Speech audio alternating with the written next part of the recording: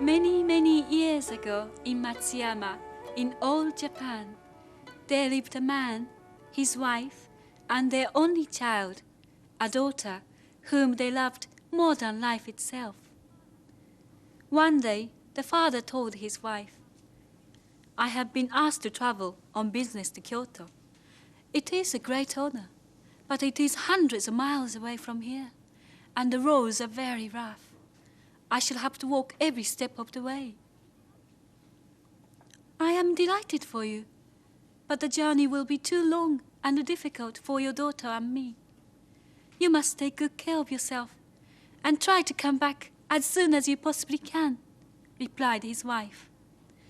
The father was very sad to have to leave his little family, but he knew he must go. His wife and daughter said their farewells and looked on as he disappeared into the mist. "Now that your father has gone," the mother said quietly to her daughter, "you must help me to keep everything in the house clean and tidy, so that it will be ready for his return. And don't worry, I have asked him to bring you back a doll as a present."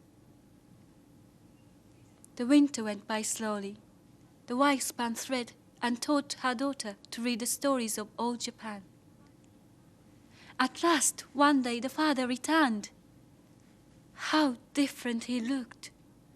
He had walked in all sorts of weathers. His face was badly sunburnt, and he looked very tired.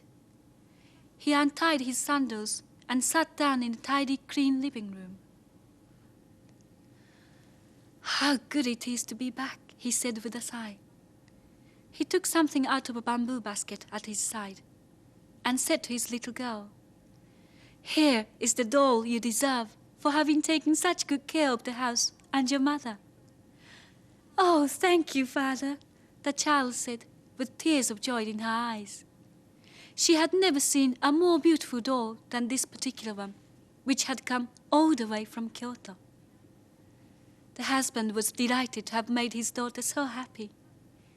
He again put his hand in the basket and took out a square box he had carefully tied up with red and white string.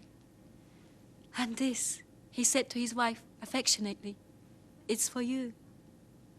When the wife opened her present, she was surprised to find a metal disc with a handle attached to it. One side was bright and shone like a crystal, and the other side was carved with pictures of pine trees and storks. As she had spent all her life in Matsuyama, the wife had never seen an object such as this.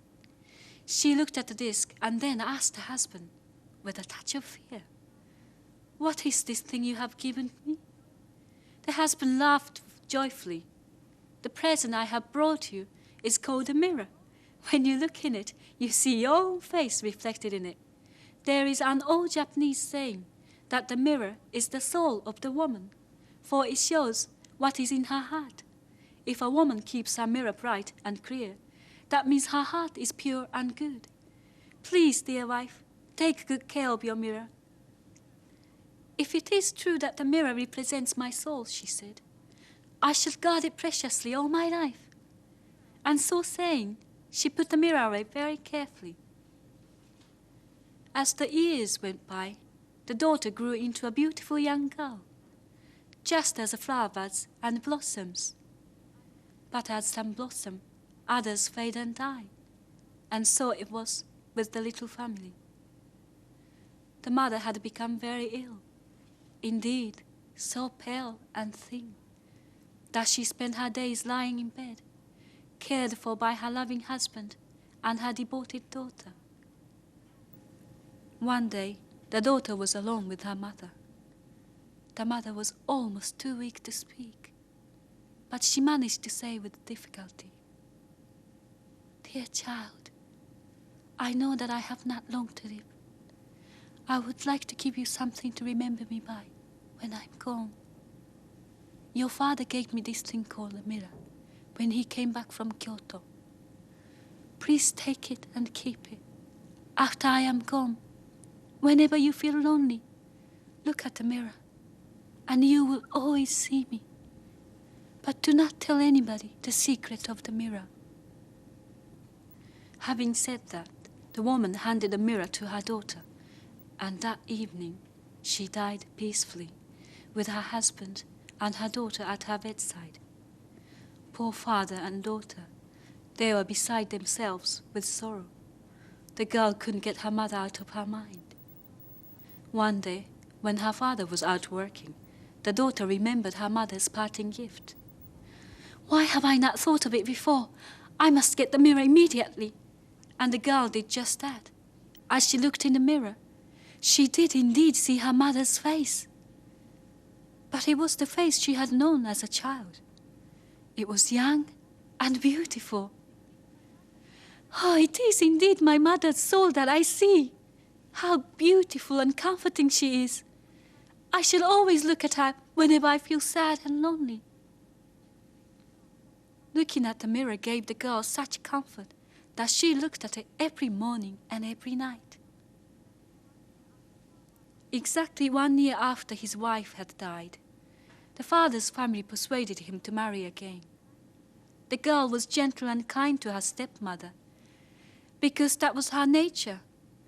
But unfortunately, the stepmother soon grew jealous of her, because it was obvious that her husband loved his daughter very much.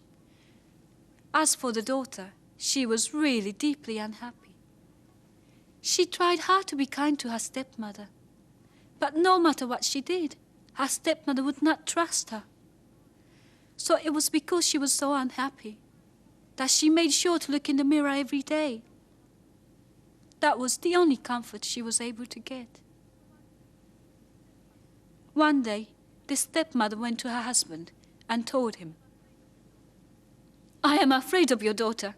She shuts herself up in her room every single morning and every single evening. It may sound silly, but I'm sure she had made an image of me, which she casts every day. I think she is using magic to try to kill me." The husband couldn't believe his ears. It wasn't possible that his gentle daughter could be so evil. He went to her room and opened the door, just as the daughter was looking in the mirror. When she saw her father, she was terribly confused. She quickly hid the mirror up her sleeve, because she had promised her mother not to tell anybody about its secret. Her confusion made her father suspect her. "What are you doing, girl? What are you hiding up your sleeve?" he asked her harshly. Never in her life had the girl heard her father talk to her in this way. She was simply terrified. She was unable to speak. Then her father believed she was indeed guilty.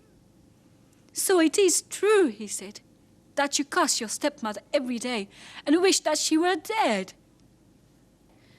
The daughter knew that the only way out of this misunderstanding was to share the secret of the mirror with her father.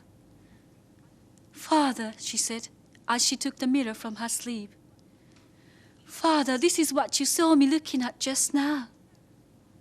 The father was terribly surprised. But this is the mirror I gave your mother when I came back from Kyoto many years ago." "Did she give it to you?" he asked. "But tell me something, why do you look at it so often?" It was then that the daughter repeated to her father the words her mother had told her as she lay dying. Her father was both moved and perplexed.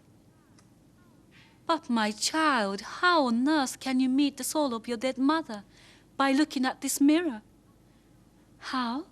asked the girl earnestly. "Just look, father.